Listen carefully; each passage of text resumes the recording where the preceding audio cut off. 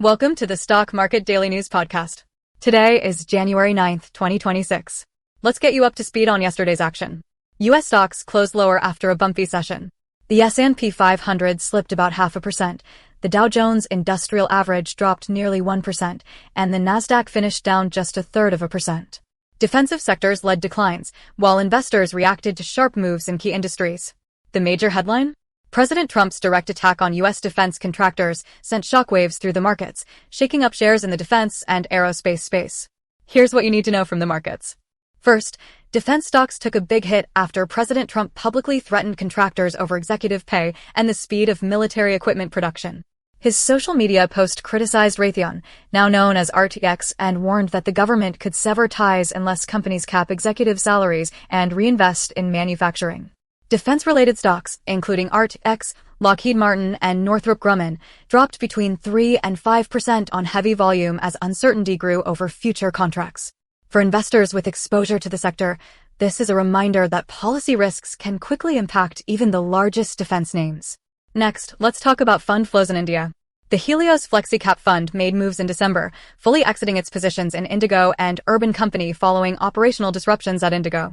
Meanwhile, Helios boosted stakes in Physicswallah, Adani Ports, and 23 other stocks, including a major addition of Reliance shares. This portfolio shift reflects active fund management in response to company-specific volatility and sector themes, highlighting the need for nimble positioning in choppy markets. Shifting to brokerage views, analysts are turning cautious on Interglobe Aviation, Indigo's parent company. Nuvama maintained a hold rating, citing ongoing operational and regulatory headwinds that could weigh on earnings. In contrast, Morgan Stanley upgraded Adifir Birla Capital to overweight amid accelerating loan growth and improving fundamentals. And the power sector is catching attention.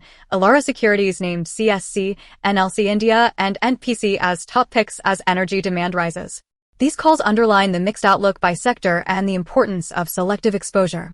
On the regulatory front, India's market watchdog SEBI gave mutual fund distributors more time to adapt to new incentive rules. The deadline for implementing extra commission structures has been pushed to March 1, 2026. The extension comes after industry feedback about operational challenges, but the move keeps the focus on driving financial inclusion, especially in smaller cities and among women investors. All in all, yesterday's session was about policy shocks, shifting investor sentiment, and targeted bets across key sectors. The S&P 500 closed at 4,832, while the Dow ended near 37,100 and the Nasdaq just above 15,070.